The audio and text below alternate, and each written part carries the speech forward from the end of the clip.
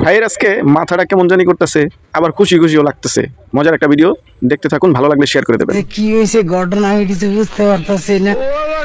আপনারা আবার হুট করে কইলে ধরুন আপনার হাতে মনে কিছু আছে, এর লাগে আপনার খুশি লাগতেছে। আমি তো আমার হাতে কিছুই দেখি না, কোনো ফাংশনই তৈরি হয় না হাতে। আপনারা আবার কোন থেকে দেখে লাইন বুঝে লাইন, আমি তো কোনো কিছু কোনো সময় দেখি না, খালি মনে করেন খাইয়ে লাইতাম।